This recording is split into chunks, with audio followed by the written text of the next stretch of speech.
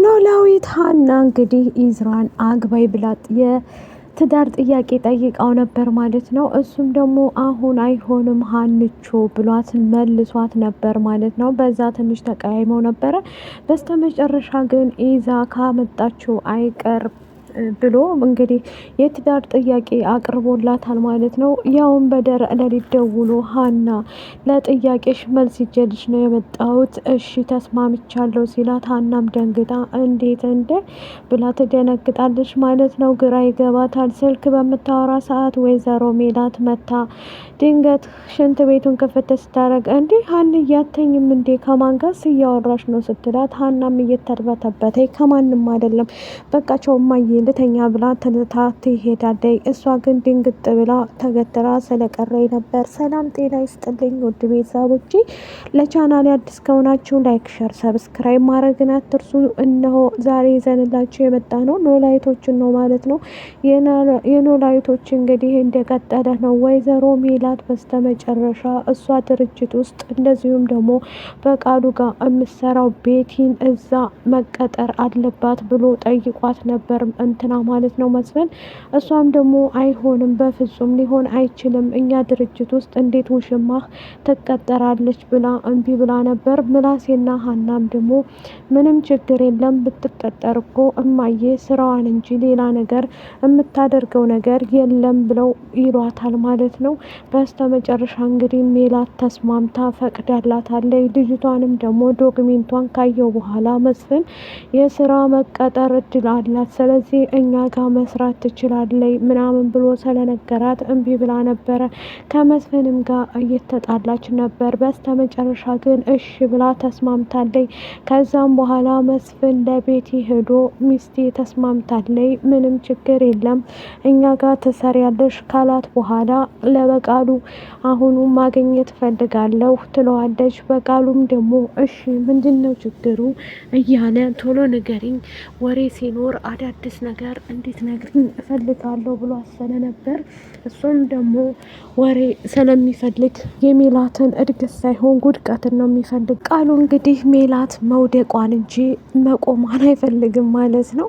እያንዳንዱ ነገር ንገሪ ቶሎ በይ ሰላላት። ቤቲም ደግሞ የሜላት የመስፍን ባለቤት ፈቀደችልኝ ድርጅቷ እንዲቀጠር ብላ ስትለው ከዛም በኋላ አይሆንም አሁኑኑ ደውለሽ ለመስፍን እንደማልትቀጠሪ ትነግሪዋለሽ፣ ምክንያቱም እነሱ የሚያስቡት እቅር ሲኖር እኛ ደግሞ ማፍረስ ነው ስራችን፣ እንደ አንዳንድ እያልን የእነሱ ህይወት ምስቅልቅል ማድረግ እንጂ ሌላ ነገር የለንም ልጅ ቤት እያለ በቃሉ ይመክራታል ማለት ነው። ምክንያቱም እሱ የሚፈልገው የሜላትን እድገት ሳይሆን ውድቀትን ነው ማለት ነው። ይህንን ግን ምን የምታውቀው ነገር የለም ሜላት ማለት ነው። ቤቲ እንግዲህ በስተመጨረሻ ድርጅቱ ይሄንማ ማድረግ አልችልም መወላወል ማለት እኮ ነው ስትለው ያልኩሽን ሁሉ ነው ማድረግ ያለብሽ። ለመሆኑ እንዴ አሁን እነሱ ጋር ትቀጠሪያለሽ፣ ወደፊት ደግሞ አስቀጣሪ ትሆኛለሽ፣ ድል ያለ ሆቴል ትከፍቻለሽ እያለ ያታልላታል። ምክንያቱም እሷ በቃሉ ጋር ብትሰራም መስፍንን እንደ ጓደኛ እንደዚሁም ደግሞ ስራ ተቀጣሪ መስላ ሜላትን ለማንጨርጨር ሜላትን ለማጥመድ እንዲመቻት እዛ ውስጥ ያለውን ነገር እያንዳንዱ ነገር ሀረካቷን ለማሳየት ለሱ ለመንገር ነው እንደዚህ እያደረገች ያለችው ማለት ነው።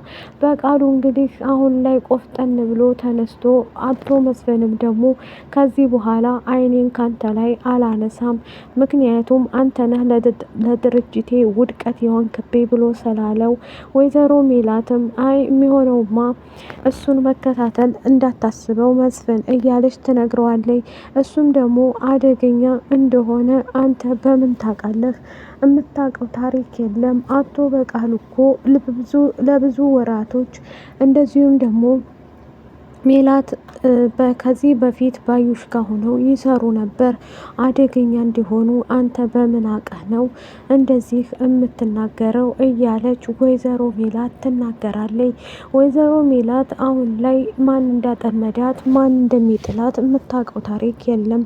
ድርጅቱ ለእኔ ብዙ ነገሬ ነው፣ ህልሜን ልጅነቴን የጨረስኩበት ነው ብላ ከዚህ በፊት ላቶ ምላሴ ነግራው ነበር። ምላሴም ደግሞ እናቱን መለመንና እንደዚሁም ደግሞ አባቱ ጋር አንድ ላይ እንዲሆኑ አድርጎ ይነግራታል። ከዛ እሱም ደግሞ አባቱን ይደውልና አባዬ አሁን እዚህ ምን ታረጋለህ ምላሴ ሲሉ አንተን ፈልጌ ነው የመጣሁት፣ ግን እሳ ብመጣም እያንዳንዱ ነገር እንድትነግረኝ እፈልጋለሁ ሳትዋሸኝ ይለዋል።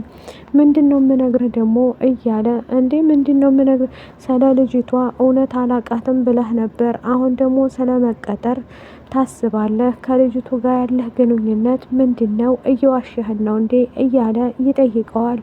ልጆቼ እኔ በእናንተ ፊት በእናንተ እምላለሁ፣ እንዴት በእናንተ እንደዚህ እዋሻለሁ?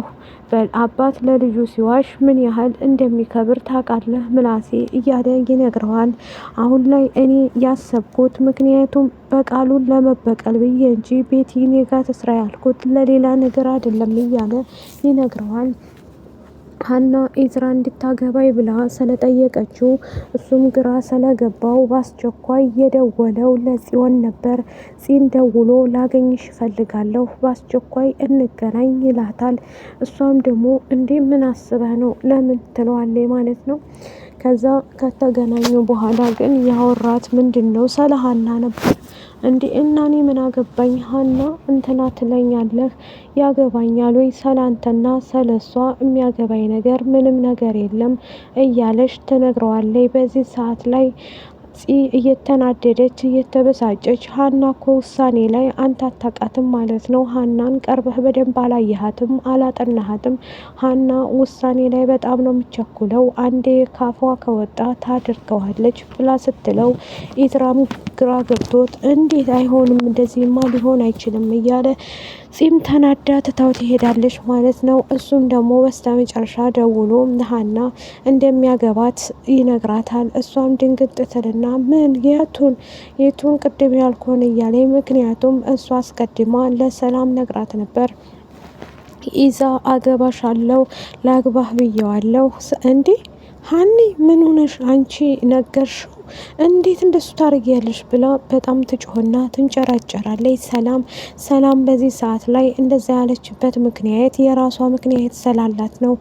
ሀና እኔ እኮ ሰላምዬ እዚች ዓለም ላይ ስኖር አንድና አንድን ብዬ ነው። ምክንያቱም ማንም ሰው የለኝም ከአባዬና ከሱ ውጭ። ስለዚህ ኢዝራን አጥቼ መኖር አልችልም፣ ራሴን አጠፋለሁ ትላታለች። ሰላምም ደግሞ እንደዛማ አይሆንም፣ እንደዛ ለምን ጠየቅሽው እያለች ትቆጣታለች። በዚህ ሰዓት ላይ ሰላምም ግራ ስለገባት እሷን መቆጣት ብትጀምርም ሀና ግን እንደዛ ያደረገችው አንዴ ኤላ እንደዚሁም ደግሞ አሲር በመሀል እየገቡ ስላስቸገሯት የነሱን እንትን መዝጋት አለብኝ ብላ ነው። በዚህ በኩል ኤላ እንደሚወዳትና እንደሚያፈቅራት እናውቃለን። ላይክ፣ ሼር፣ ሰብስክራይብ። ባይ ባይ።